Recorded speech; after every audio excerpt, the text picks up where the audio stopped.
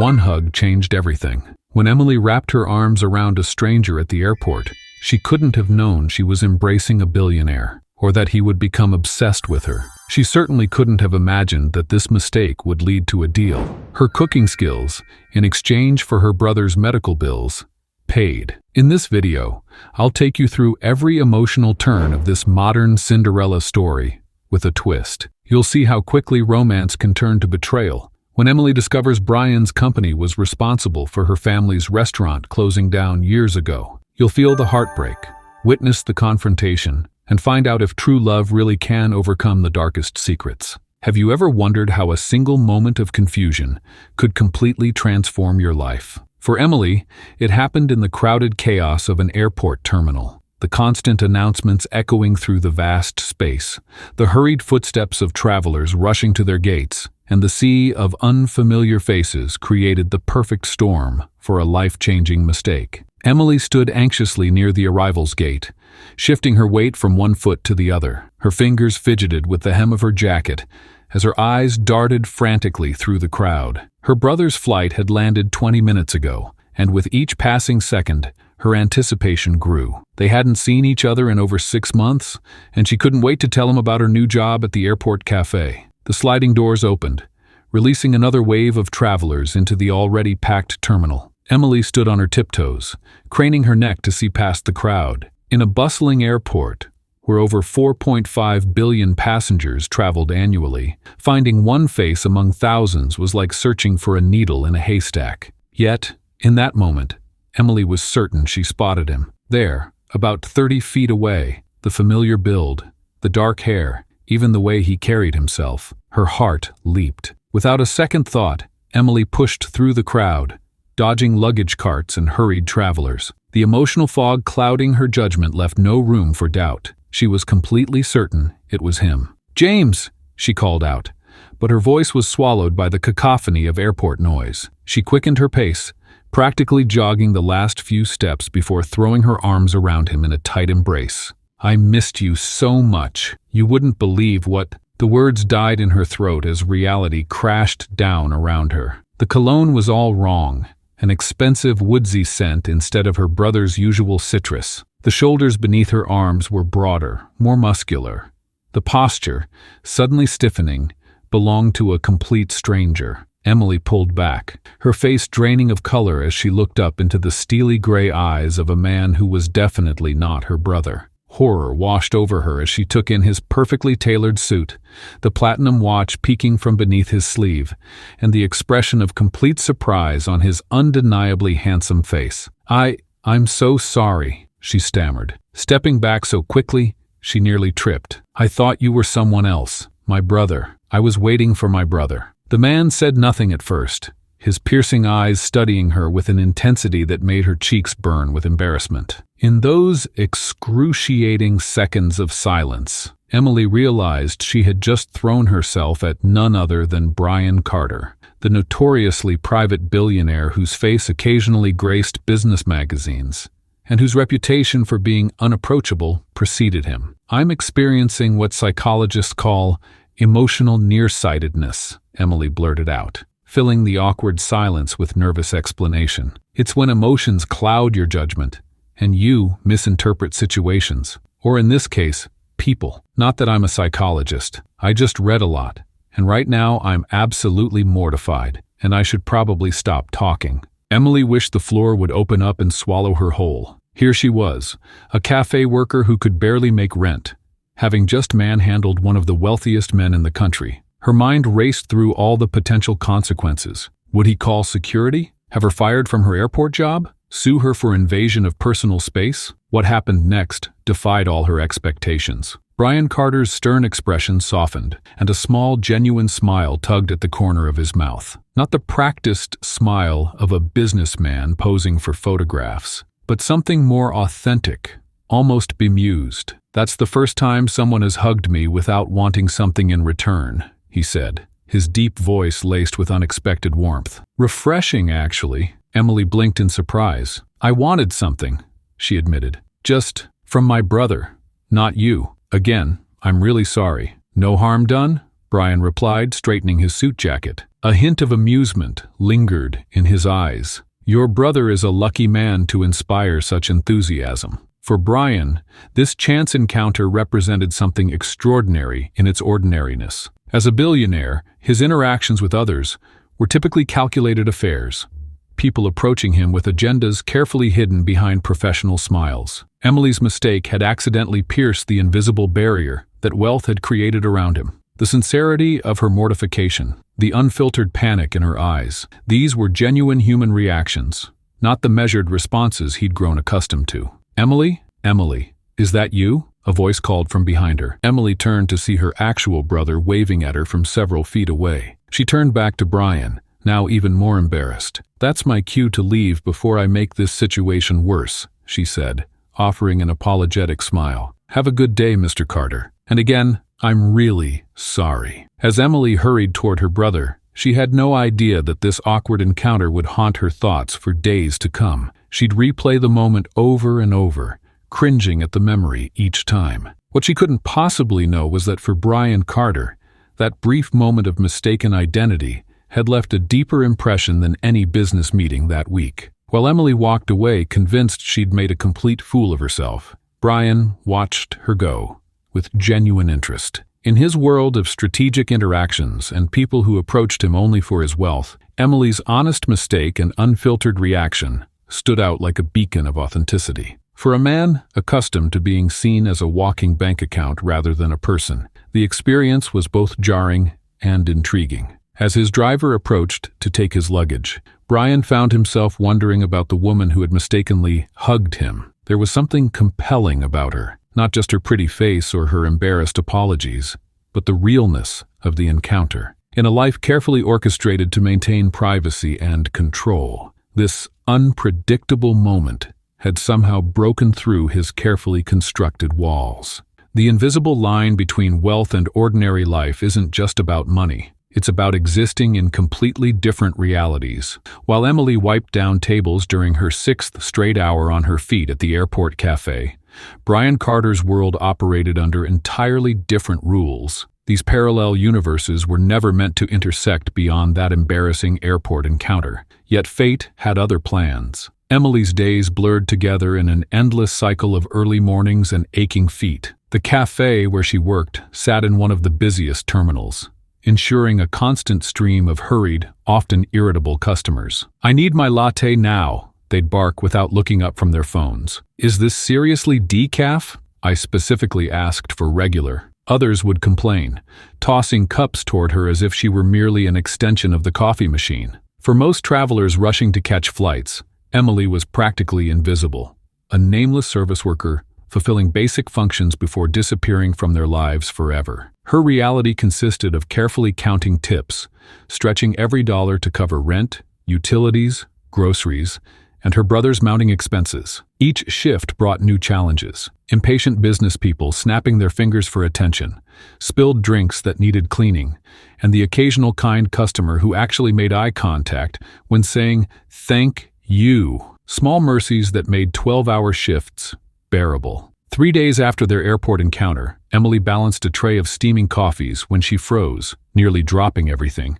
There, sitting alone at a corner table in her section, was Brian Carter himself, not rushing through with an entourage, not hidden behind sunglasses, just casually studying the menu as if his presence in this ordinary cafe wasn't completely extraordinary. Their eyes met briefly before Emily hurried to deliver the drinks in her hands, her mind racing with questions. Was this a coincidence? Had he tracked her down? And if so, why would a billionaire waste his time seeking out a random woman who'd mistakenly hugged him? When she finally approached his table, professional smile firmly in place, Brian looked up with that same amused expression she remembered from the terminal. "Coffee, black," he said, then added, "You're the airport hugger, right? Emily, according to your name tag." Her cheeks burned as she nodded, acutely aware of how she must look in her stained apron compared to his immaculate suit. "What can I say? I give great hugs to random strangers.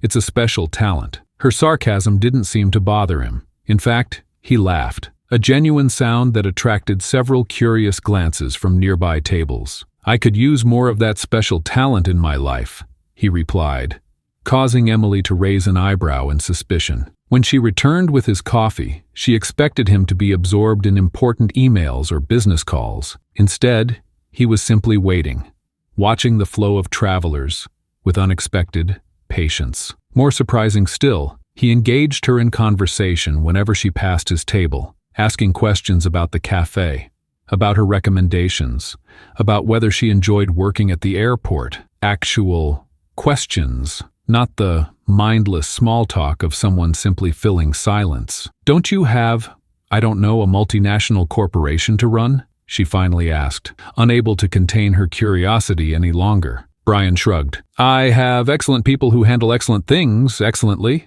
he replied with a hint of that same amusement. "Sometimes it's nice to sit somewhere normal, drink mediocre coffee, and have a conversation that doesn't involve quarterly projections." "I'll tell our barista you called his coffee mediocre," Emily threatened with mock seriousness. "Please don't.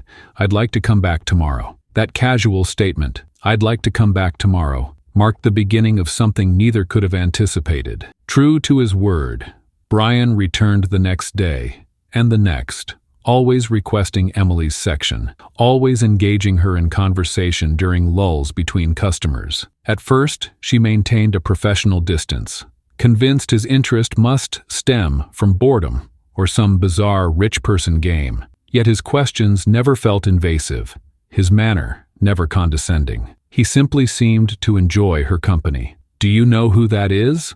her coworker Tina whispered frantically after his third visit. "That's Brian Carter, the Brian Carter. What's he doing slumming it in our cafe?" Emily shrugged, uncomfortable with the attention his visits were beginning to attract. Her manager had started hovering whenever Brian appeared, suddenly concerned about every detail of service in Emily's section. Other employees whispered theories ranging from a secret affair to elaborate corporate espionage. The truth, that Emily had accidentally hugged him at the terminal, seemed too ridiculous to share. By his fifth visit, Brian's appearances had become the cafe's worst-kept secret. Emily could feel eyes on them during their brief interactions, could hear the speculation spreading among both staff and regular customers. The attention made her uncomfortable, highlighting the absurdity of their developing friendship. Was that even the right word for whatever was happening between a billionaire and a cafe worker? "Your manager keeps watching us," Brian noted during his sixth visit,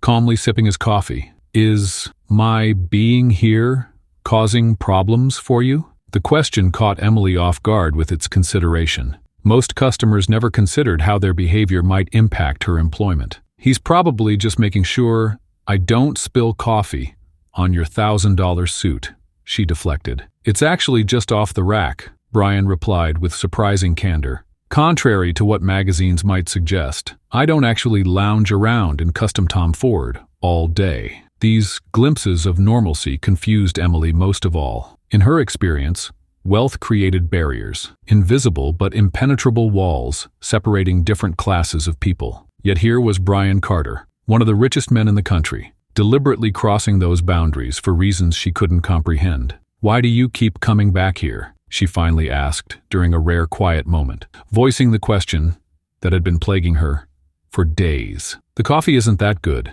The ambiance is airport chic at best, and I'm sure you have more important things to do." Brian considered her question with unexpected seriousness. "Do you know what happens when you have more money than you could spend in 10 lifetimes?" he asked. "People stop treating you like a person. They treat you like a resource, an opportunity, a stepping stone. Everyone wants something.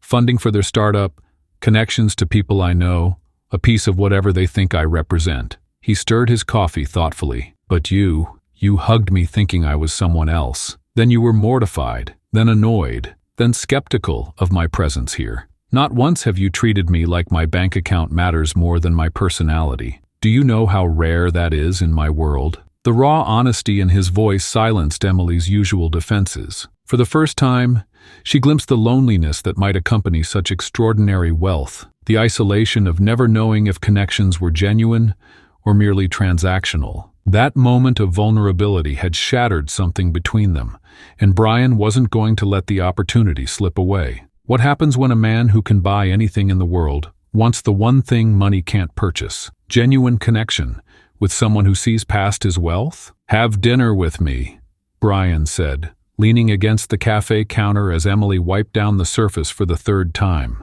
His voice was casual, but his eyes were intent, watching her reaction carefully. Emily's laugh was short and dismissive. "No thanks. I don't think that's a good idea." "Why not?" The question was simple, but loaded with challenge. "Because," Emily gestured vaguely at the space between them, indicating the obvious difference in their worlds. "This isn't a movie where the billionaire sweeps the struggling cafe worker off her feet. That's not real life." Brian's smile didn't waver. "I'm not asking you to marry me, Emily.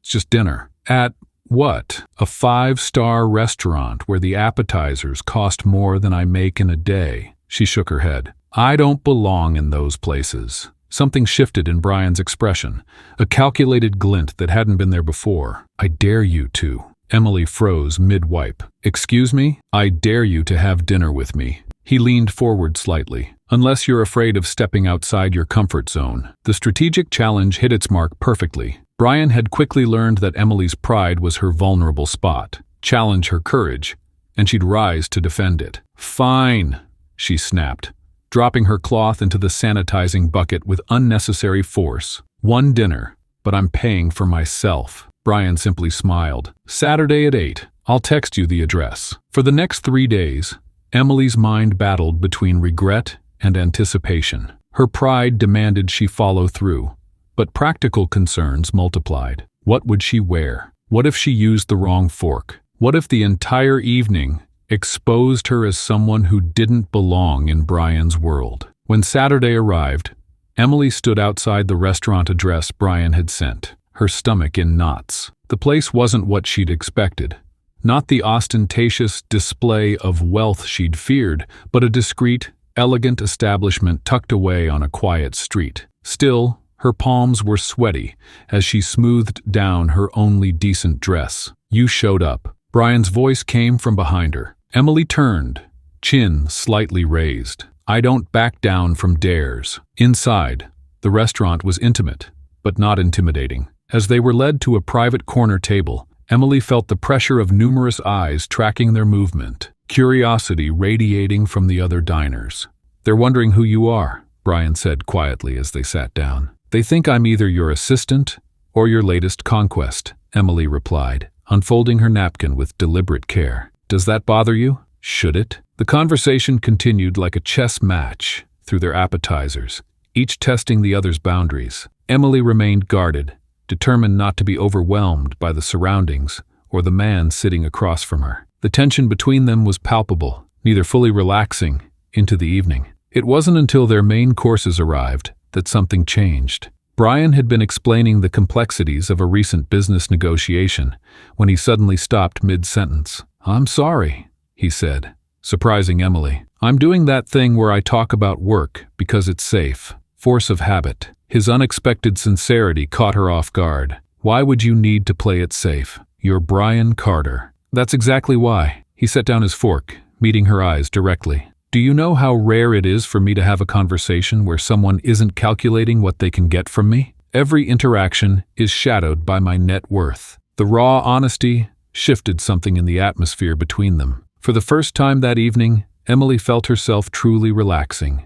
"I can't imagine that," she admitted. "My interactions are usually shadowed by whether I've refilled someone's coffee quickly enough." Brian laughed, a genuine sound that seemed to surprise even him. "See, that's refreshing. You're not pretending to understand my unique burden of wealth, or whatever nonsense people usually say." As their conversation continued, Emily found herself sharing stories about her childhood, her brother's dreams of becoming a doctor, even her parents' failed restaurant. Brian listened with genuine interest, asking questions that showed he was truly engaging with her experiences rather than merely being polite. "The restaurant was everything to them," she explained, twirling pasta around her fork. "When they lost it, something inside them just dimmed." "Is that why you're so determined to be financially independent? Why you insisted on paying for your meal tonight?" Emily blinked, surprised by his perception. "Maybe. I never thought about it that way." In these unguarded moments, Emily began to see past Brian's wealth to glimpse the person beneath. Someone lonely despite being constantly surrounded. someone who analyzed every interaction for ulterior motives, someone who found genuine connection so rare it was worth pursuing a cafe worker who'd accidentally hugged him at an airport. "You know why I kept coming back to that cafe?"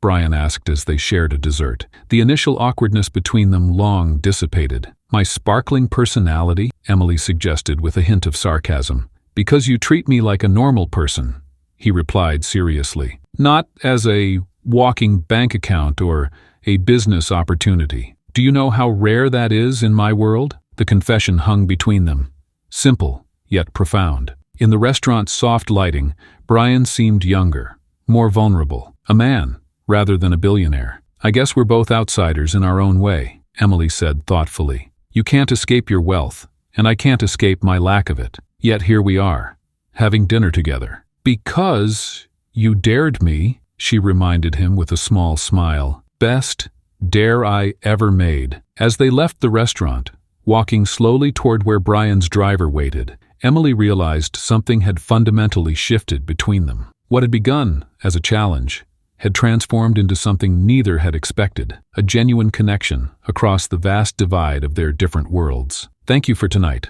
Brian said quietly as they reached the car. "For seeing me, not just my bank account." Emily nodded, suddenly aware of how close they were standing. "Thank you for showing me there's more to you than magazine covers suggest." They stood there for a moment longer than necessary, neither quite ready to break the unexpected spell of the evening. Neither could have predicted that their next meeting would come far sooner than planned, propelled by a crisis that would force Emily to consider a proposition she never imagined accepting.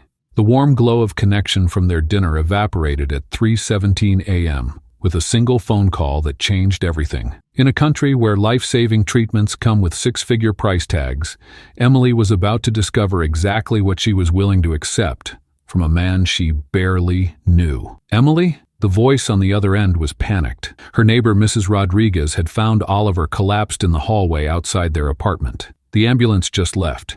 You need to get to Memorial Hospital now." The taxi ride felt endless. Emily's mind raced through worst-case scenarios, each more terrifying than the last. When she finally burst through the emergency room doors, the harsh fluorescent lights illuminated a nightmarish scene. Doctors huddled around her brother, machines beeping urgently, medical terminology flying around the room. "Acute kidney failure," the doctor explained hours later, his face grave. "We've stabilized him for now, but he needs specialized treatment. Possibly a transplant if things don't improve with dialysis." Emily nodded mechanically, trying to process the information while exhaustion pulled at her like quicksand. Then came the conversation that would haunt her for days. The financial counselor sliding a clipboard across the desk. Numbers that made her stomach drop. "With his current insurance coverage, you're looking at significant out-of-pocket expenses. The specialized treatments alone could run upwards of $300,000, and that's before we discuss the possibility of transplant surgery." The following days became a blur of hospital corridors, insurance phone calls, and rejection letters. Emily's modest savings, meant for community college classes, vanished within days. The bank loan officer had the decency to look apologetic when denying her application. Her credit score, insufficient collateral, and the staggering amount needed made her an impossible risk. Every night, Emily would sit beside Oliver's bed, watching his too pale face as machines filtered his blood. The dialysis was a temporary solution, the doctors warned. Without specialized treatment, his condition would continue deteriorating. Each day brought new terrors, infections, complications, and mounting bills that threatened to bury her. On the fifth night, after being told that Oliver needed to begin an experimental treatment immediately or risk permanent damage, Emily found herself in the hospital parking lot, sobbing into her hands. Her phone felt impossibly heavy as she scrolled to the contact she'd both hoped to use and dreaded needing. Brian answered on the second ring, his voice alert despite the late hour. "I wouldn't ask if there was any other way," Emily whispered, her throat tight with shame and desperation. "It's my brother. He's dying." 40 minutes later, Brian strode into the hospital waiting room, not a hair out of place despite the hour. No questions about the cost, no hesitation, just immediate action. Within hours, specialists were being consulted, treatment plans accelerated, and a private room arranged. Emily watched in stunned silence as doors that had been firmly closed began opening with simple nods from Brian. "You didn't have to come yourself," Emily said when they finally had a moment alone in the hallway. "I could have just asked for money," Brian finished, his eyes holding hers. "That's what everyone asks for, but some things shouldn't be handled with a wire transfer." The relief of knowing Oliver would receive the care he needed collided with the growing weight of obligation. Emily felt it settling across her shoulders like a yoke, invisible but undeniably present. How could she ever repay such a debt? The amount already spent on Oliver's care exceeded what she might earn in 5 years. "I don't know how to thank you," she finally said, the words feeling wholly inadequate. Brian studied her for a long moment. "Actually, I have a proposition." Emily tensed, her mind filling with worst-case scenarios. "Not that kind of proposition," he added quickly, reading her expression. "My personal chef is taking a leave of absence. Based on what you've told me about your parents' restaurant, I assume you know your way around a kitchen?" Emily nodded cautiously. "Cook for me. 1 week. In exchange, I'll cover all of Oliver's medical expenses." The offer hung between them in the sterile hospital corridor. Emily's pride battled with practicality. 1 week of cooking versus a lifetime of debt, a simple transaction that would preserve her dignity while saving her brother. Yet something about the arrangement felt strangely intimate. Preparing food was personal in a way that waiting tables never was. "Why not just hire another chef?" she asked. "Because I don't want another chef," Brian replied simply. "I want you." Emily glanced through the window at Oliver, tubes snaking from his arms, his chest rising and falling with mechanical precision. The psychological weight of medical debt crushed thousands of families each year. Anxiety, depression, relationship strained to breaking. She'd already seen hints of it in herself, the constant knot in her stomach, sleepless nights worrying about bills rather than her brother's recovery. 1 week, she agreed finally, and were clear after that. No lingering obligation. Brian nodded, extending his hand to formalize their agreement. The power imbalance wasn't lost on Emily. She needed him desperately, while he simply wanted her services. Yet as his fingers closed around hers, she couldn't escape the feeling that this arrangement would alter their relationship in ways neither anticipated. "The doctors say Oliver can be discharged in 3 days, Brian said. "You'll start after that. My driver will pick you up Monday morning." As he turned to leave, Emily called after him. "Wait, why cooking? Why not just have me work extra shifts at the cafe to repay you?" Brian paused, something unreadable crossing his face. "Because this way, you won't be serving strangers. You'll be serving me." The simplicity of his answer held a complexity Emily wasn't ready to unpack. That night, as Oliver slept peacefully for the first time in days, Emily sat by his window, watching ambulances arrive with their precious cargo of human suffering. Each one represented another family facing the cruel mathematics of American healthcare, where life-saving treatments came with 6-figure price tags, where 500,000 families each year faced bankruptcy due to medical expenses. She'd escaped that fate through an unusual arrangement with a man she barely knew. The gratitude she felt warred with a stubborn pride that resented needing rescue at all. But watching her brother breathe easily under the effects of treatments she could never have afforded, Emily knew she'd make the same choice again without hesitation. The elevator ride to Brian's penthouse felt like moving between worlds. As Emily clutched her grocery bags, her mind raced with uncertainty. She'd agreed to cook for him to save her brother, but nothing had prepared her for the reality of stepping into a billionaire's private domain. The doors slid open directly into Brian's apartment, revealing a space that made Emily freeze mid-step. Floor-to-ceiling windows showcased the city sprawled below like a glittering map. But it was the kitchen that truly stole her breath. Gleaming marble countertops stretched across an expanse larger than her entire apartment. Professional-grade appliances stood like sentinels of luxury, and custom cabinetry lined walls that had clearly never seen a fingerprint. "I hope it has everything you need," Brian said, appearing beside her with casual ease that contrasted sharply with her wide-eyed discomfort. Emily managed a nod, suddenly feeling every bit the outsider. Her professional experience as a cook seemed almost laughable in comparison to this culinary showroom. She set her bags down with deliberate care, afraid to disturb the pristine perfection surrounding her. "Do you actually cook in here?"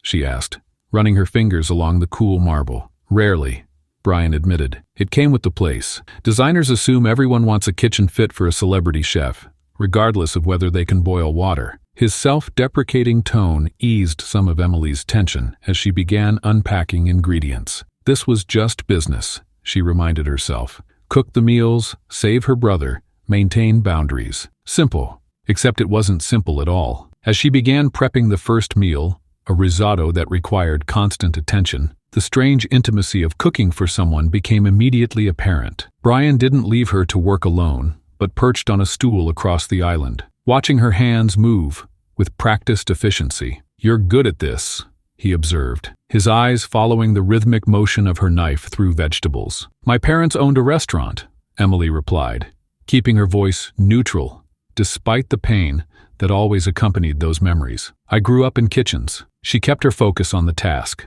maintaining a professional distance even as Brian's presence filled the space between them. Every movement felt scrutinized, creating an awkward dance as she navigated both the unfamiliar kitchen and the unfamiliar territory of their arrangement. The first meal was served with minimal conversation, both of them acutely aware of the transactional nature of their situation. Emily ate quickly, eager to finish and escape back to her world. But when Brian insisted on helping with dishes despite her protests, something subtle shifted in the atmosphere. "Tell me about the restaurant," he said as he dried a plate she'd washed. "What kind of food did your parents make?" Against her better judgment, Emily found herself sharing stories of her childhood. Flour fights with her brother, in the back kitchen, the regular customers who became like family, the recipes passed down through generations. Brian listened with genuine interest, asking questions that revealed his own isolation from such ordinary joys. By the third day,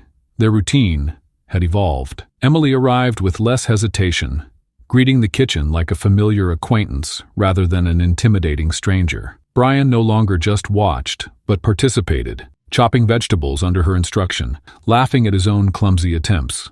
"I've had business dinners with world leaders that were less nerve-wracking than trying to dice these carrots evenly," he confessed, holding up evidence of his uneven technique. Emily couldn't help but smile. "The carrots don't care about your net worth," she teased, then immediately tensed, worried she'd crossed a line. But Brian's laugh was warm and genuine. "That's refreshing, actually. Most things in my life bend to accommodate who I am. It's nice to be humbled by a vegetable." As they worked side by side, conversations deepened beyond the superficial. The kitchen became a neutral territory where the power dynamics that defined their arrangement temporarily dissolved. Emily found herself surprised by Brian's knowledge of global politics, his thoughtful perspectives on art, his unexpected passion for astronomy. "My grandfather used to take me stargazing," he explained one evening as they shared a meal by the window. "It was the only time I felt small in a good way, reminded that all the pressure,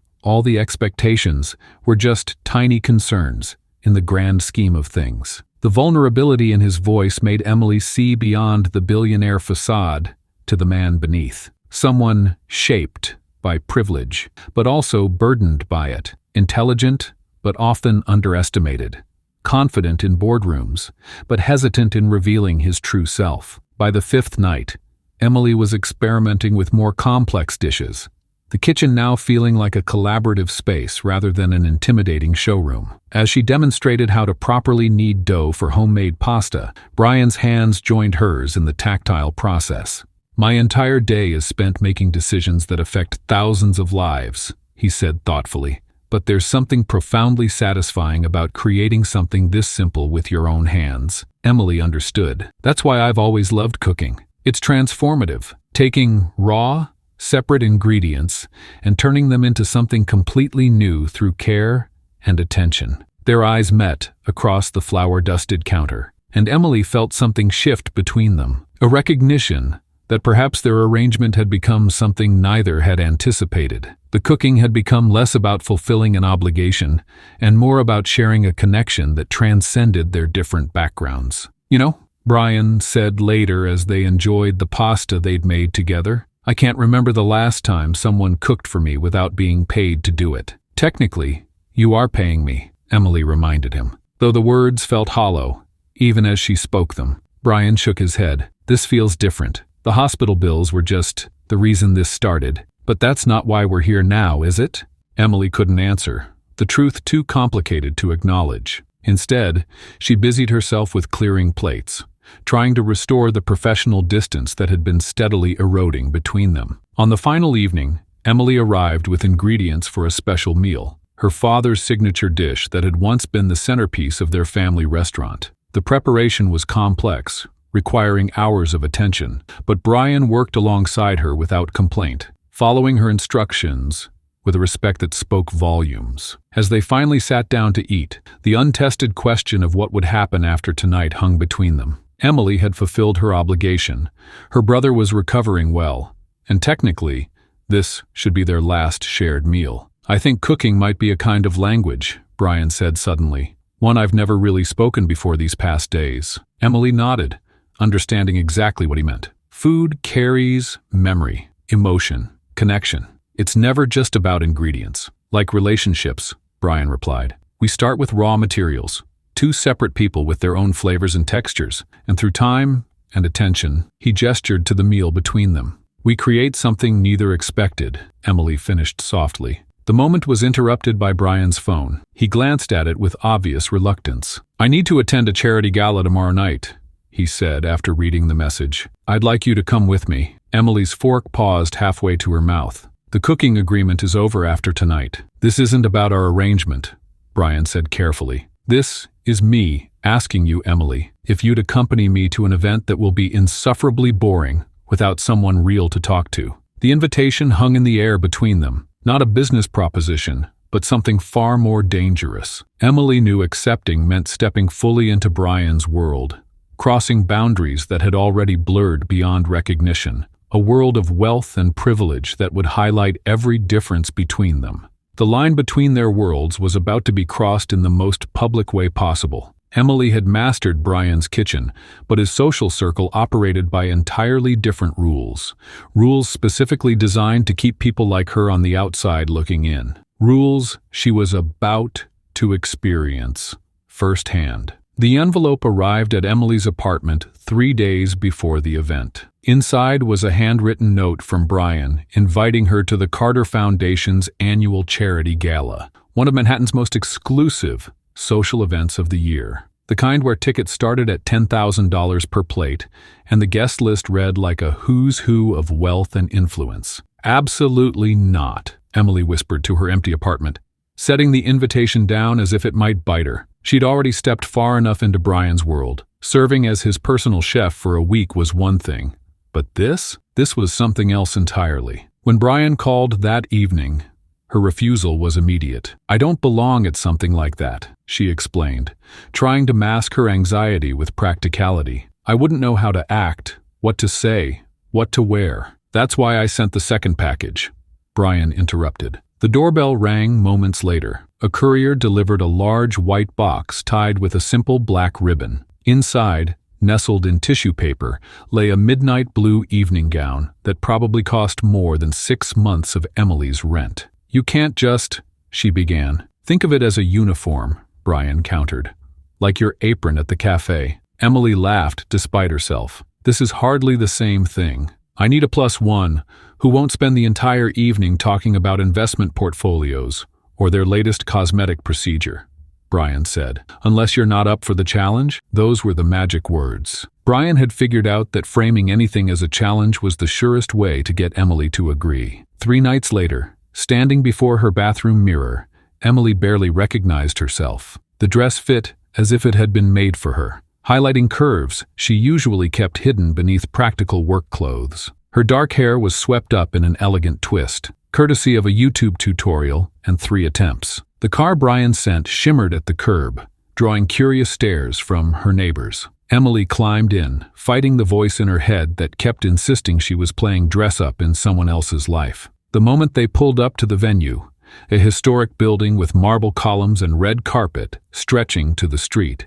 Emily's stomach knotted. Camera flashes popped as actual celebrities emerged from vehicles ahead of them. When their car door opened, Brian stepped out first, then extended his hand. Remember, he whispered as she took it. You have as much right to be here as anyone." The whispers started immediately. Emily felt dozens of eyes tracking her movement across the grand ballroom. Women with diamonds at their throats and generations of privilege in their posture assessed her in a single glance. Men in custom tuxedos regarded Brian with new interest, as if his choice of companion revealed something previously unknown about him. "Brian Carter with a mystery woman," she overheard someone murmur. Certainly not his usual type. Emily accepted a champagne flute from a passing waiter, grateful for something to do with her hands. "They're all staring," she whispered. "That's because you're the most interesting person in the room," Brian replied, guiding her through the crowd with a hand at the small of her back. For 30 minutes, Emily managed. She smiled politely through introductions to board members and politicians, whose names she recognized from news headlines. She nodded along to conversations about vacation homes in places she'd never visit, and charity initiatives with budgets larger than her entire life savings. Then came Isabella Whitmore. She appeared at Brian's side like a predator who'd been circling, waiting for the perfect moment to strike. Tall, blonde, and wearing diamonds that caught the light with every slight movement, she was everything Emily wasn't. Polished, confident, and unquestionably at home in this world. "Brian, darling." Her voice carried just enough volume to draw attention. "I thought you'd sworn off bringing employees to these functions after that awkward incident with your assistant last year." The nearby conversations quieted, attention shifting their way. Brian's expression didn't change. "Isabella, this is Emily." "Emily, Isabella is an old friend." "Oh, we're downgrading to friends now?" Isabella laughed, the sound like glass breaking. She turned to Emily with a practiced smile. "Brian and I dated for nearly 2 years. He never mentioned you." "We met recently," Emily said, struggling to maintain her composure. "At the airport cafe where she works," Brian added, his tone casual but pointed.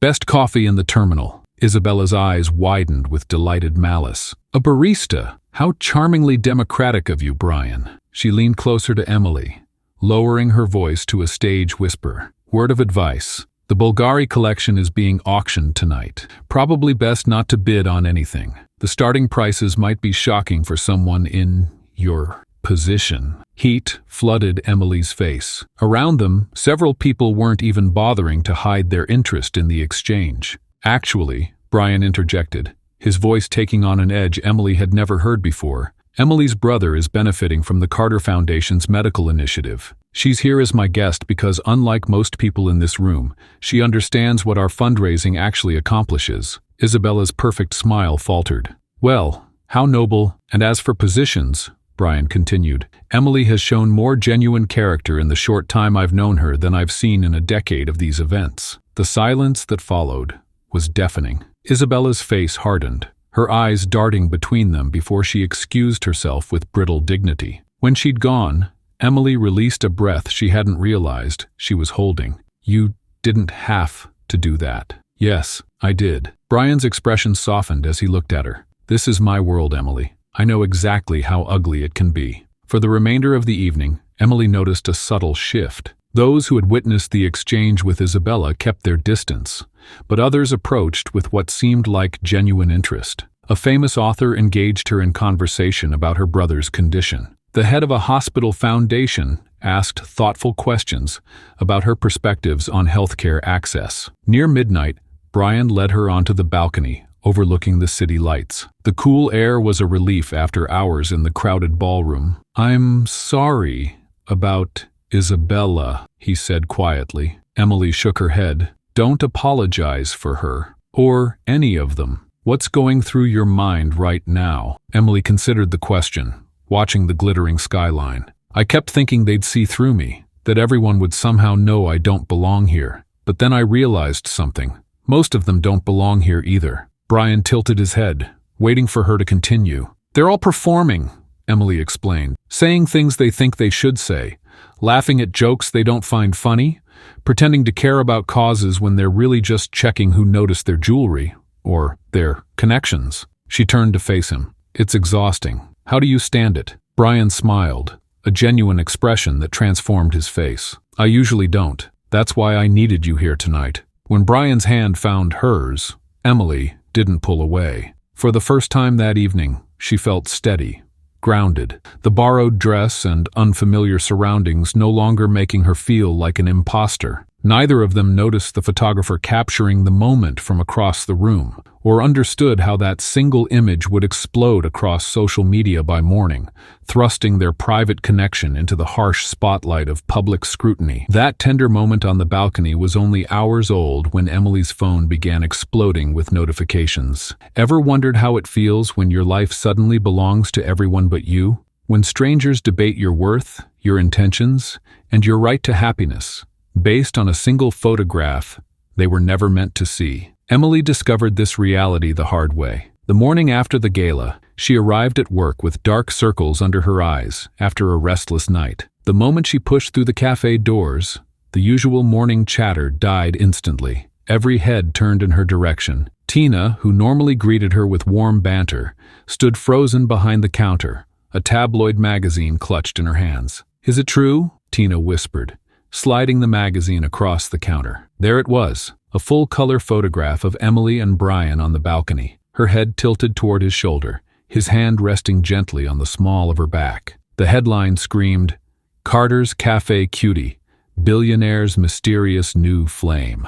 Emily's stomach dropped. Her private moment had been reduced to a sensational headline, her identity compressed into a cutesy alliteration that erased everything about her except her connection to Brian. "They've been talking about it all morning," Tina murmured, glancing at the cluster of co-workers pretending not to stare. "Someone recognized you from the photo and told everyone." Emily's phone buzzed again. Notification after notification from social media accounts she rarely used. Friends from high school she hadn't spoken to in years suddenly wanted to catch up. Strangers had found her profiles and were leaving comments ranging from curious to cruel. Look at her clothes in her profile pics, and then at that dress. Definitely a gold digger who hit the jackpot.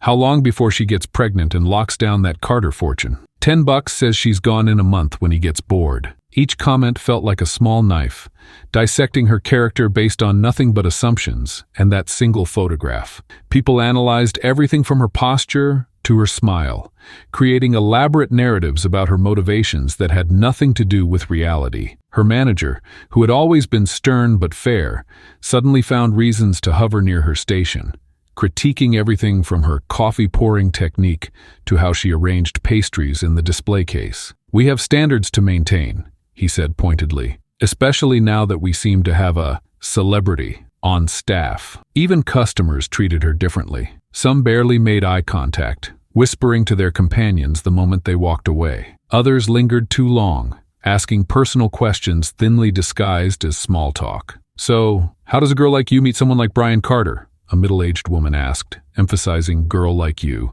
in a way that made Emily wince. By mid-afternoon, Emily escaped to the bathroom, locking herself in a stall to catch her breath. She called Brian, her voice shaking. "There are pictures of us everywhere. People I don't even know are commenting on my social media. My boss is watching me like I'm going to steal something, and my co-workers either won't speak to me or won't stop asking questions," she said, fighting back tears. "I didn't sign up for this. I'm sorry," Brian replied, his voice calm in a way that momentarily infuriated her. How could he be so collected when her world was imploding? "I should have warned you this might happen." "Might happen? Brian, I can't even do my job without people staring at me like I'm an exhibit in a zoo." His sigh carried the weight of long experience. "This is normal for me, Emily. It's been my reality since I made my first million at 24. Every relationship, every business deal, every charitable donation, it all gets picked apart by people who've never met me."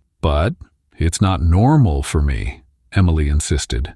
"I'm nobody. I was nobody, and I liked it that way." "I know," he said softly. "That's part of what I like about you." When her shift finally ended, Emily slipped out the back door to avoid more questions. Brian was waiting, leaning against his car in the employee parking lot. "How did you know when I got off?" she asked. "I called your manager. Apparently he's very accommodating to billionaires," Brian said, with a wry smile. They drove to a quiet park on the outskirts of the city, far from prying eyes. Sitting on a bench overlooking a small pond, Emily finally asked the question that had been haunting her. "Does it ever get easier? The scrutiny, the judgment, the complete strangers thinking they know you?" Brian considered the question carefully. You develop thicker skin. You learn which comments to ignore and which might actually contain a grain of truth worth examining. You build a private life that's separate from the public persona they think they know. He paused, watching a family of ducks glide across the water. But I won't lie to you, Emily. It's the price of my wealth and status, one I've learned to accept. Emily processed his words, thinking about everything she valued: her privacy, her anonymity, the simple freedom to make mistakes without an audience. Dating Brian meant sacrificing all of that. I never asked for any of this attention, she said quietly. I'm not prepared for it. No one ever is, Brian replied. But I need to be honest with you. If we continue seeing each other, this won't be the last time. The novelty might wear off temporarily, but any time we're seen together in public, it could start again. Emily stared at her hands, remembering the comments calling her a gold digger, questioning her worth, reducing her to a stereotype. The thought of facing that scrutiny indefinitely made her chest tighten with anxiety. I need to know if you think what we have, whatever this is between us, is worth that cost, Brian said, his usual confidence giving way to genuine uncertainty. Emily thought about her life before Brian, the monotony of her days, the way she'd stopped expecting anything extraordinary to happen. She thought about their conversations in his kitchen, the way he listened when she spoke, how he made her feel seen in a way no one had in years. Then she thought about the tabloid headlines, the stares, the judgment. Was their connection strong enough to withstand that pressure? Was he? I don't know, she admitted. But I think I want to find out. The relief on Brian's face was immediate and genuine. He reached for her hand, his fingers intertwining with hers. We'll figure it out together, he promised. And the next time some tabloid runs a story about us, we'll be prepared. Emily nodded, still uncertain, but willing to try. As they walked back to the car, she realized she was making a choice, a difficult one, but hers nonetheless. She was choosing connection over comfort, possibility over predictability. The choice between comfort and connection seemed brave until Emily discovered the devastating truth behind Brian's wealth. Have you ever felt the ground disappear beneath your feet when someone you trusted revealed a connection to your deepest pain? That moment was coming for Emily, a revelation that would force her to question not just their future, but everything she thought she knew about their past. It started innocently enough. Emily was refilling napkin dispensers at the cafe during a rare, quiet moment when she overheard two regular customers, both business majors from the nearby university, discussing their case studies. Carter Corporation's acquisition strategy is brilliant, though ruthless, the first student said, flipping through highlighted pages. Look at how they targeted small businesses in the downtown district 5 years ago. The second student nodded. Classic predatory approach. They'd buy up properties, force out small businesses that couldn't compete, then redevelop the entire block. Those mom-and-pop places never stood a chance against that kind of corporate firepower. Emily froze, napkins clutched tightly in her hand. Something about their conversation triggered a memory she'd tried to bury. Remember that restaurant row on Maple Street? The first student continued. Carter Corp bought the entire block through shell companies, then tripled the rent overnight. Textbook, corporate takeover. Maple Street. Her parents' restaurant had been on Maple Street. Emily's hands trembled as she set down the napkins. The pieces were falling into place with sickening clarity. Her parents had never explained exactly what happened, only that they couldn't afford to keep the doors open after the property changed hands. During her break, Emily frantically searched online for information about Carter Corporation's acquisitions. The more she read, the more nauseous she felt. The timeline matched perfectly. The properties described included the exact location of her family's restaurant. The documents even mentioned a restaurant specializing in authentic home-style cooking. Her mother's culinary legacy. Images flashed through Emily's mind. Her father's defeated expression when he told the staff they were closing. Her mother crying over cherished recipe books they'd need to sell. The auction of equipment her parents had saved years to purchase. The memory of watching her parents' dream crumble before her eyes resurfaced with startling vividness. Had Brian known? All this time, had he recognized her name? Was this why he'd sought her out? Some twisted form of guilt? Or worse, amusement? The questions multiplied as her shock transformed into rage. Emily, left work without explanation, ignoring her manager's protests. The subway ride to Brian's building passed in a blur of pain and betrayal. By the time she reached his door, her whole body vibrated with anger. She pounded on his door with closed fists. When Brian opened it, his smile quickly faded as he saw her expression. "Did you know?" Emily demanded, pushing past him into the apartment. "Know what, Emily? What's going on?" Brian's confusion seemed genuine, which only fueled her anger. "Carter Corporation, Maple Street, 5 years ago." Each phrase came out like an accusation. "The restaurant row your company destroyed. My family's restaurant was there." Brian's face drained of color. "Your family owned a restaurant on Maple Street? Don't act like you didn't know. Is that why you kept coming to the cafe? Why you seemed so interested in me?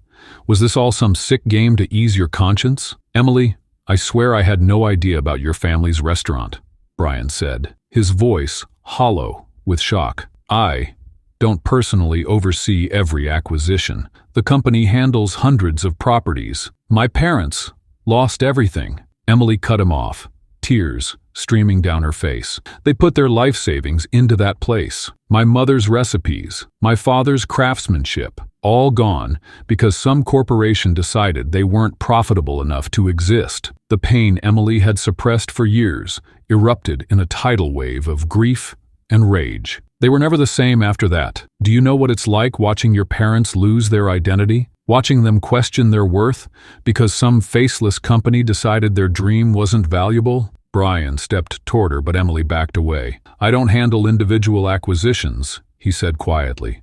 "But it was my company, my name. I can't deny that. The worst part is," Emily's voice cracked, "I was starting to trust you, to think maybe there was something real between us." "There is," Brian insisted. "What happened to your family's restaurant had nothing to do with us meeting. The airport, the cafe visits, those were chance encounters. Were they? Or did you recognize my last name from the bankruptcy filings?" Emily challenged. Brian ran his hand through his hair, distress evident in his eyes. "I didn't know, Emily, but that doesn't change the fact that my company was responsible for your family's pain. I can see why you can't separate me from that." The honesty in his voice made it worse somehow. Emily could have fought against calculated deception, but his genuine remorse left her without a clear target for her anger. "I trusted you," she whispered. "I let you into my life. I defended you to others. And all this time, you represented everything that destroyed my family. Emily, please."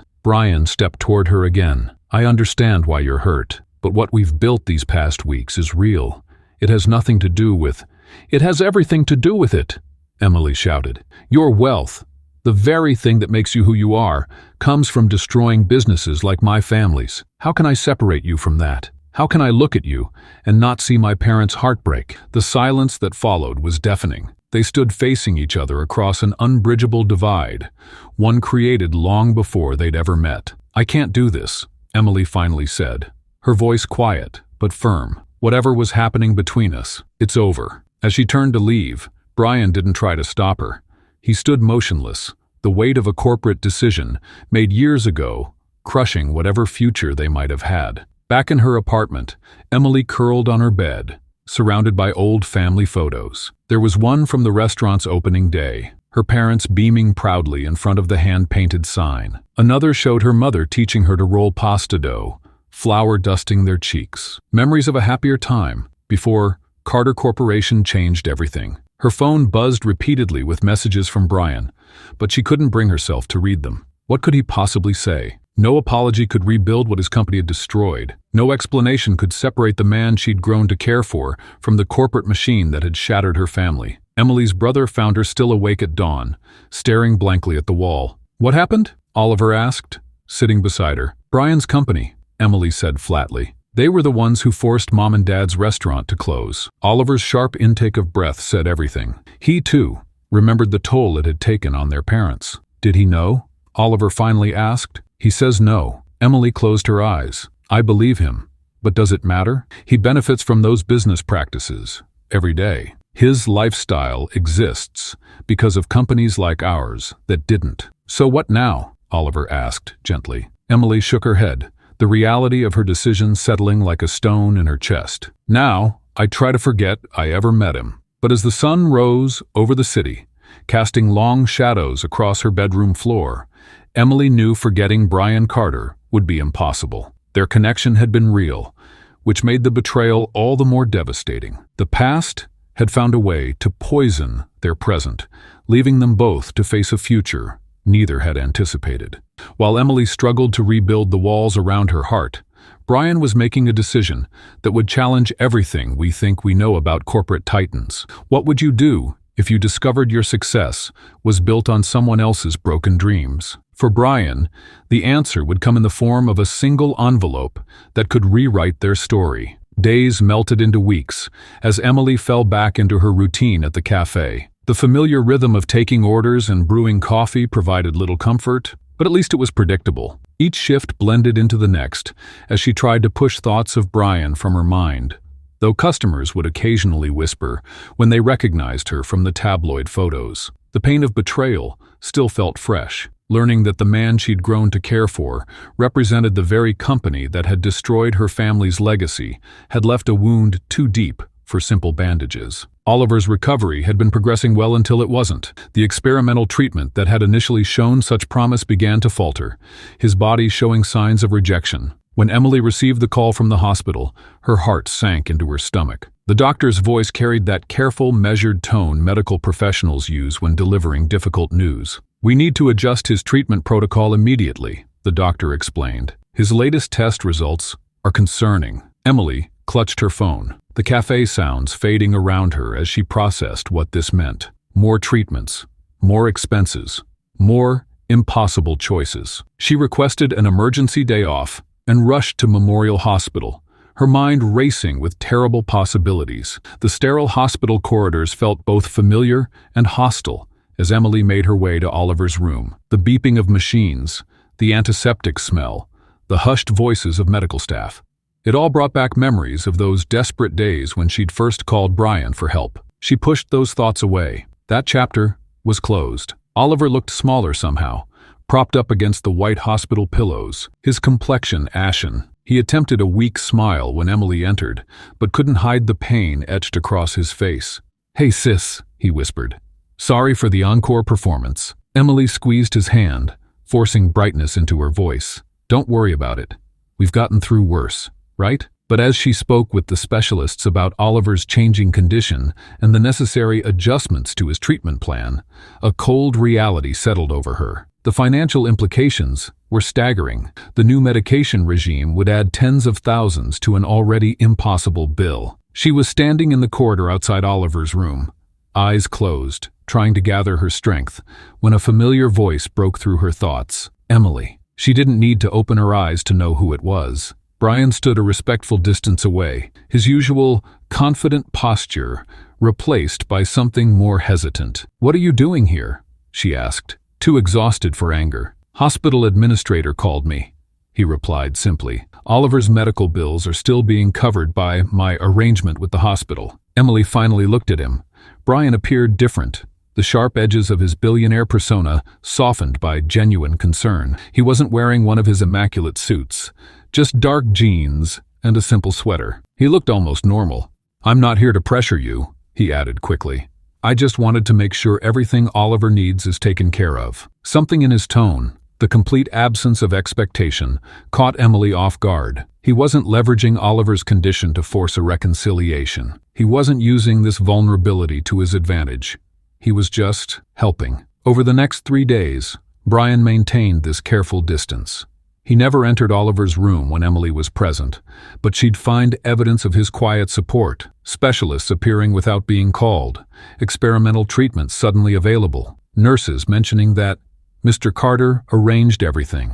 He was a shadow presence, ensuring Oliver received the best care without intruding on Emily's space. On the 4th day, as Oliver's condition began to stabilize, Emily arrived at the hospital to find a manila envelope waiting for her at the nurse's station. "A courier delivered this for you," the nurse explained. "Said it was urgent." Emily took the envelope to the small waiting area and sat down before opening it. Inside was a legal document, dense with formal language she had to read twice to understand. When comprehension finally dawned, her hands began to tremble. It was a property deed. The address jumped out at her immediately. 4 27 Maple Street, her family's restaurant. Attached was a short note in Brian's handwriting. This doesn't undo the past. Nothing can. But it belongs to you now, free and clear. No strings attached. Emily stared at the document in disbelief.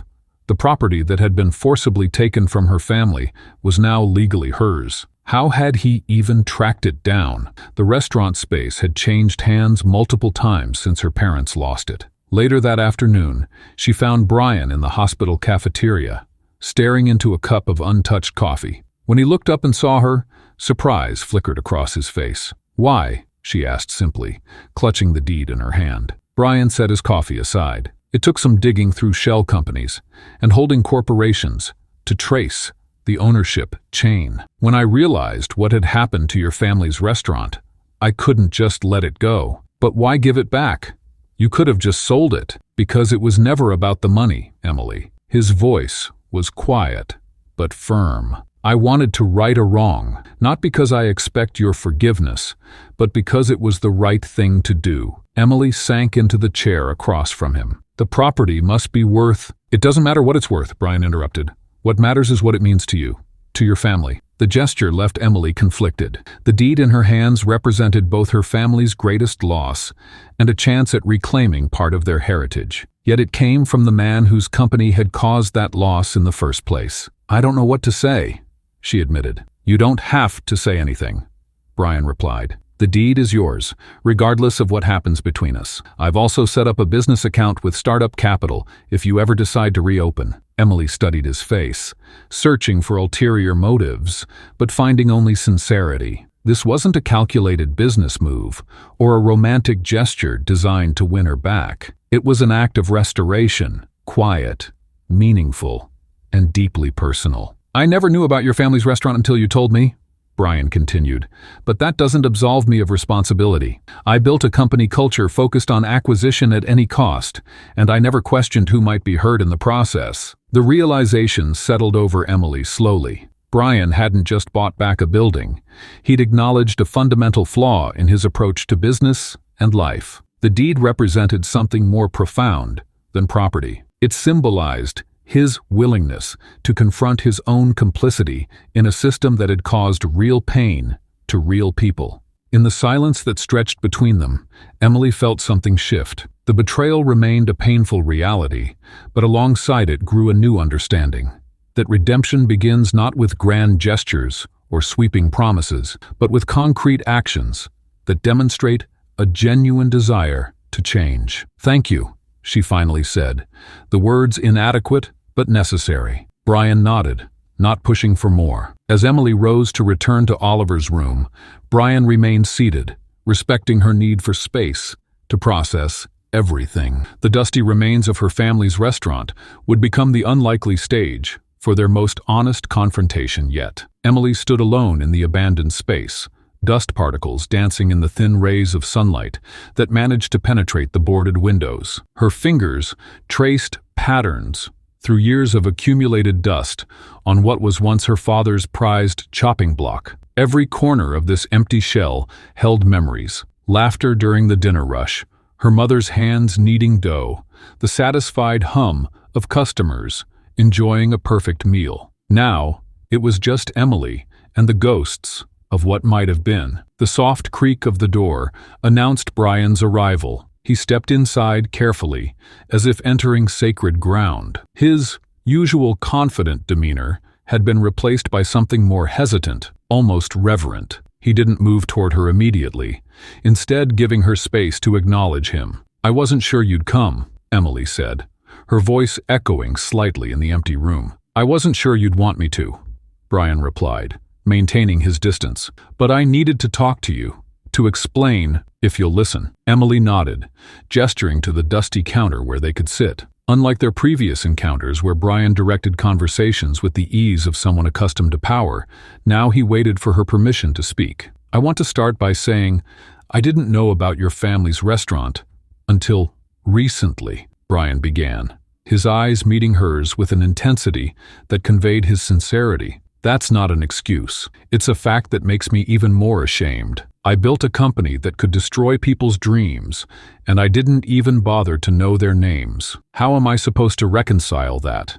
Emily asked, the hurt evident in her voice. The man who makes me laugh, who cared for my brother, who sees me, is the same man whose company crushed my parents' lives. You can't separate me from my company's actions, Brian acknowledged, surprising Emily with his candor. I've been thinking about that since you walked out. I created a culture where aggressive acquisitions were celebrated without questioning who got hurt in the process. My ignorance doesn't absolve my responsibility. The vulnerability in his admission caught Emily off guard. She'd expected corporate defensiveness or polished excuses. Instead, he offered raw accountability. Do you know what happened after the restaurant closed? Emily asked, needing him to understand the full impact. It wasn't just a business that failed. It was my parents' identity that crumbled. My father stopped cooking altogether. My mother packed away family recipes she'd planned to pass down to me someday. They never recovered from that loss. Brian listened without interruption, absorbing each painful detail. I can't undo what my company did to your family, he finally said. But I need you to know that meeting you has changed how I see everything. My wealth, my company, my responsibility to people affected by my decisions. As they talked, sunlight shifted through the boarded windows, casting new patterns across the dusty floor. Emily found herself caught between conflicting emotions, the lingering anger about her family's loss and her undeniable feelings for the man responsible, however indirectly. You returned the deed, Emily said. Why? Was it guilt or something else? At first, maybe it was guilt, Brian admitted. But then I realized this place represents everything that matters to you. Your heritage, your parents' dreams, your own passion for cooking. I didn't return it to buy your forgiveness. I returned it because it never should have been taken from your family in the first place. The honesty between them felt different from their previous conversations. No strategic charm, no carefully maintained barriers. Here, surrounded by the remains of her family's shattered dream, they were finally seeing each other completely. I struggle with what your wealth represents, Emily confessed. The power to change lives with a single decision, to give or take away someone's livelihood without even knowing their name. That scares me. Brian nodded, accepting her fear without defense. It should scare you. It should have scared me more. The truth is, I've been insulated from the consequences of my decisions. Meeting you, seeing what happened to your family, it's forced me to confront how I've wielded that power. As they continued talking, Emily realized something was happening between them that research suggests is crucial for healing after betrayal. They were creating emotional vulnerability by expressing their deepest fears and feelings. Brian was showing her the man behind the wealth, admitting his flaws without reservation. And Emily was allowing herself to acknowledge that her feelings hadn't disappeared, despite the pain. Where does this leave us? Brian finally asked, the question hanging between them. Can we move forward together, or is the weight of the past too heavy? Emily looked around at the empty restaurant, seeing both what it had been and what it could become. I don't know, she answered. Honestly, building trust after what happened won't be easy, but I do know one thing. Despite everything, my feelings for you haven't changed. I've fallen in love with you, Brian. That's what makes this so difficult. The admission hung in the air between them, both terrifying and liberating. Brian moved closer, not touching her yet, but bringing his presence nearer. I love you too, he said simply. Enough to understand, if you can't forgive what my company did. Enough to accept whatever decision you make. Emily reached out, taking his hand in hers. Maybe we can rebuild together, both this restaurant and whatever's between us. Not by erasing the past, but by creating something new from it. I'd like that, Brian said, the relief evident in his voice. But this has to be your restaurant, your vision. I can provide resources, but this is your family's legacy. As they stood together in the dusty remains of her family's dream, Emily realized they were embarking on something. Research shows is powerful for couples from different backgrounds, the shared experience of overcoming challenges together. Their relationship would never be simple, but perhaps it could be something more valuable, genuine, and hard-won. We'll need to address the power imbalance between us, Emily said. I can't just be the recipient of your help. I need to stand on my own. Brian nodded. That's fair. We'll find that balance together. As they began to walk through the space, Emily tentatively started sharing ideas for what the restaurant could become. A modern take on her mother's recipes, a space that honored tradition while creating something new. With each suggestion, the dusty shell around them seemed to come alive with possibility. "We'll need to replace the floors," Emily said, gesturing to the warped wood beneath their feet. "And those windows need to be completely redone," Brian added, pointing to the boarded-up front of the restaurant. There was something healing about discussing these practical matters, about planning a future together despite the wounds of the past. Their conversation gradually shifted from painful truths to hopeful possibilities. 6 months after that dust-covered confrontation in her family's old restaurant, Emily stood in the gleaming new kitchen, unaware that Brian was about to ask the most important question of his life. In a world where wealth often dictates everything, could a relationship that began with a mistaken hug truly overcome the divide between their worlds? The grand reopening of Emily's place had transformed the once-abandoned space into a vibrant hub of activity. The restaurant wasn't just renovated, it was reimagined. Emily had insisted on maintaining its original charm, while Brian provided the capital without imposing his vision. She'd hired a team of local artisans to restore the original woodwork, preserving the heart of what her parents had built while adding her own modern touches. "This is your restaurant, not mine," Brian had reminded her repeatedly during the renovation process. "I'm just the investor who happens to be in love with the owner." That distinction mattered deeply to Emily. She needed to know this restaurant was truly hers. Not a gift, not charity, but her own accomplishment. Brian respected this boundary, offering advice only when asked and celebrating her successes without taking credit. This balance proved challenging as they navigated their relationship while building a business. The media attention hadn't faded entirely. Emily's transition from cafe worker to restaurant owner alongside her billionaire partner made for irresistible headlines. Photographers still occasionally camped outside, hoping to catch moments between them. Emily developed what she called her public smile, pleasant but guarded. In private, they laughed about the wildly inaccurate stories printed about them. "Apparently, I've scheduled our wedding at 3 different international locations next month," Emily joked one evening, scrolling through tabloid headlines. "I should be exhausted with all this planning I'm supposedly doing." The subtle class differences between them surfaced in unexpected ways. At a supplier meeting, a vendor addressed all questions to Brian, despite Emily being the owner. During a bank appointment, the loan officer seemed confused when Brian deferred to Emily's decisions. These moments could have driven them apart, but instead, they learned to face them as a united front. "We're not just navigating our relationship," Emily confided to her brother. "We're navigating 2 entirely different worlds and trying to create our own in the middle." The night of the proposal wasn't planned as a special occasion. Emily was testing new recipes for the restaurant's upcoming seasonal menu. She'd been so focused on perfecting a particular sauce that she barely noticed Brian watching her from the doorway, a small velvet box hidden in his pocket. "What do you think of this?" she asked, offering him a spoonful without looking up. Brian tasted it thoughtfully. "It's missing something?" "That's not helpful," Emily laughed, turning to the spice rack. "Maybe this would help," Brian said, placing the small box beside her cutting board. Emily stared at it, wooden spoon frozen mid-air. "Brian?" He didn't drop to one knee. They'd moved beyond theatrical gestures. Instead, he took her hands, sauce and all. "We started with a mistaken hug, moved through betrayal and forgiveness, and somehow built something real," he said quietly. "I know we come from different worlds, but I've never felt at home anywhere the way I feel at home with you. Marry me, Emily." Emily's answer wasn't immediate. She looked around the kitchen, her kitchen, where she'd reclaimed her family's legacy while forging her own path forward. "This isn't because you saved me or my brother or this restaurant," she finally said. "It's because when everything fell apart, we built something stronger together. Yes, I'll marry you." Their wedding wasn't the extravagant affair many expected from a billionaire.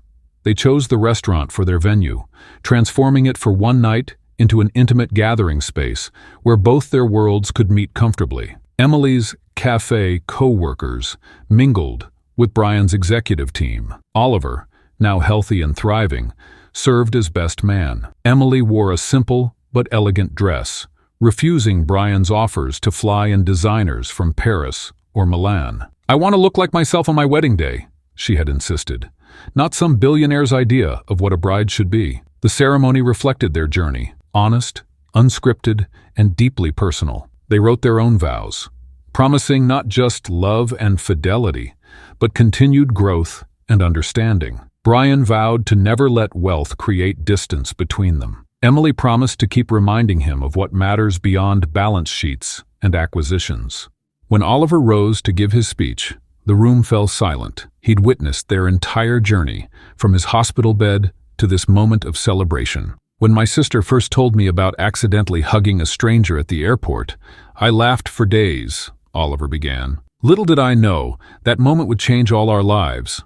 I've watched Emily and Brian navigate challenges that would break most couples. What makes their love special isn't just that they overcame obstacles. It's that they've created something beautiful from them." He raised his glass toward the couple. Emily taught Brian that authentic connections matter more than all his acquisitions.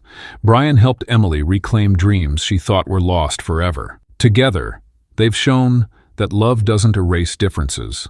It builds bridges across them. The most striking aspect of their relationship's evolution was how they'd changed each other. Brian, once driven solely by corporate success, now measured achievement differently. He'd restructured parts of his company to prioritize ethical business practices and established a foundation supporting small business owners facing corporate takeovers. Emily had grown too, finding confidence to pursue ambitions beyond survival. She'd begun mentoring aspiring restaurant owners from disadvantaged backgrounds, sharing both culinary skills and business knowledge. The restaurant became not just a business, but a community space where she could pass on her parents' legacy. "You know what I think about sometimes?" Brian asked Emily as they swayed together for their first dance. "That if you hadn't mistaken me for your brother that day, we might have passed each other 1,000 times and never known what we could have been." Emily smiled up at him. "I used to think that hug was my biggest mistake. Now I know it was the universe getting it right." As they danced beneath twinkling lights in the restaurant that had once symbolized her family's greatest loss, Emily reflected on their journey. They still had challenges ahead. His wealth would always create certain dynamics they'd need to navigate, and maintaining her independence while building a life together would require ongoing conversation. But standing in Brian's arms, she felt a certainty that transcended their different backgrounds. They had proven that love could flourish when grounded in mutual respect and authentic connection. What started with an embarrassing mistake had evolved into the most meaningful choice of her life. The dance ended, but Brian kept holding her. "Ready for whatever comes next?" he whispered. Emily nodded, squeezing his hand. From mistaken hug to marriage, they had already overcome more than most couples face in a lifetime. Whatever challenges awaited them, they would face them together, not as a billionaire and a cafe worker, but as partners who had chosen each other, again and again, despite every reason the world gave them not to. As their wedding day faded into cherished memory, Emily and Brian's journey became more than just a love story. It transformed into a powerful testament to forgiveness. Their path from that mistaken hug to marriage wasn't just about overcoming class differences, but about the courage to rebuild trust after profound hurt. What makes their story resonate is how they didn't simply erase their painful history, but incorporated it into the foundation of something stronger. The true magic in their relationship wasn't that they never faced obstacles, but that they chose to work through them together. Through every challenge, they demonstrated that forgiveness isn't about pretending the pain never happened. It's about acknowledging the hurt while still choosing love, day after day. When two people from different worlds commit to finding common ground, even the deepest wounds can become the birthplace of something beautiful and enduring.